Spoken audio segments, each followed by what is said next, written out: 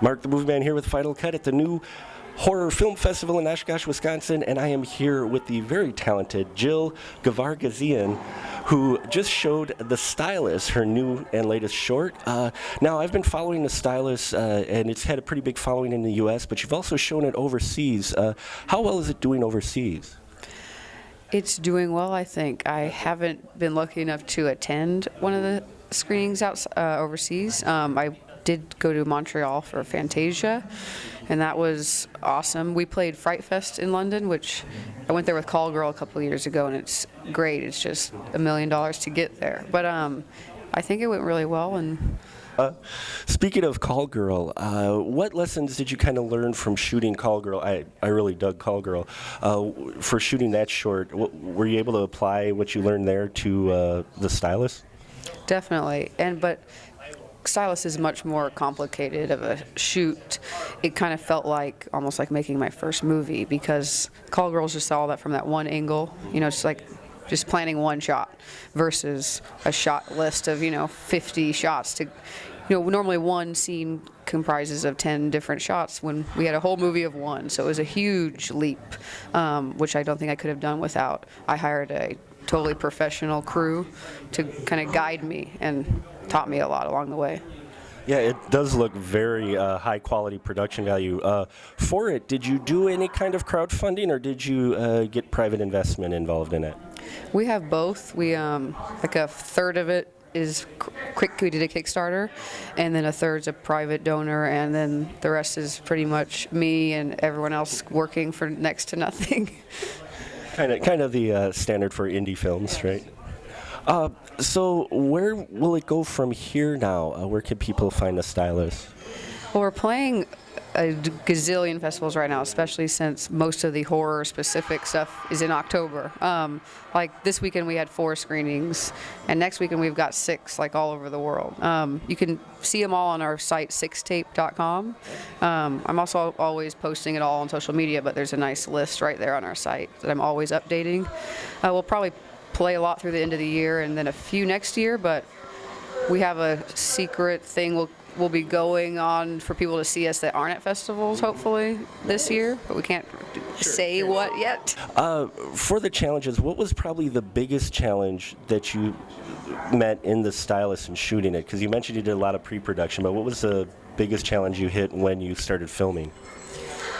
Oh man, I feel like a lot of it, because really you do figure everything out ahead of time if you've got your shit together. So, but on set is more of like a personal thing, like kind of psyching myself up. I get real nervous or intimidated by everyone else. They have more experience than I do, and on set you kind of just have to have this mentality, like you got to make decisions and move on, like that. You can't dwell on things, or you'll just be sitting there for hours.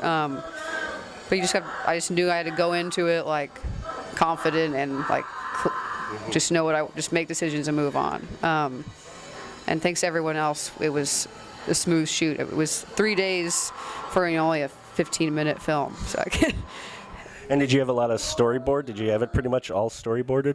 Yeah, they're really embarrassing because I can't draw, and they're all stick figures basically, but it gets the point across. I share them with my AD and director of photography, and just like, you guys can't laugh, but this is the only way we'll figure this out. But they're very, like, hold me to a standard, both of them. Like, they're like, we need to sit down weeks ahead of time, knock out all of these shots so that then they can be organized into schedule.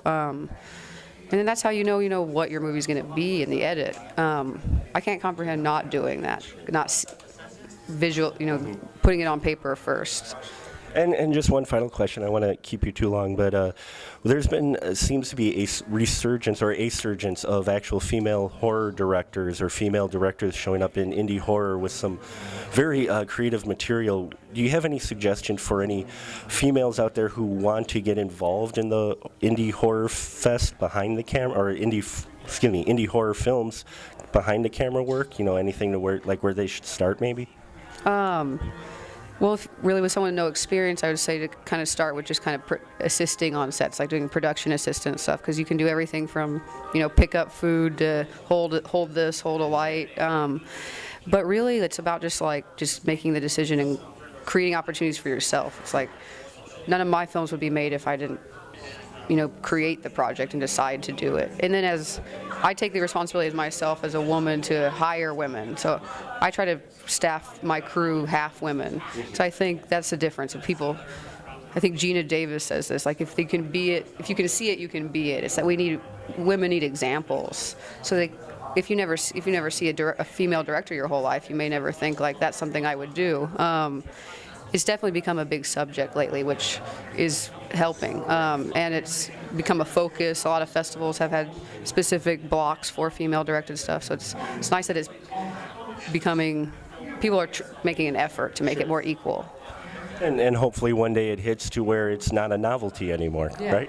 That can be the downside of the blocks of films for female-directed stuff specifically, because the negative can feel like maybe we're like ostracized and maybe it's looked at like, did they only get in because they're a woman? We don't want that. We would rather like be the same. Because half the time a block of shorts will be all made by men, but it's not a male filmmaker block, but it just happens to be that way. So there's good and bad, but I'm not mad at the attention that we get right now, of course. But yeah. Well, thank you very much, Jill. Thank you. Appreciate it.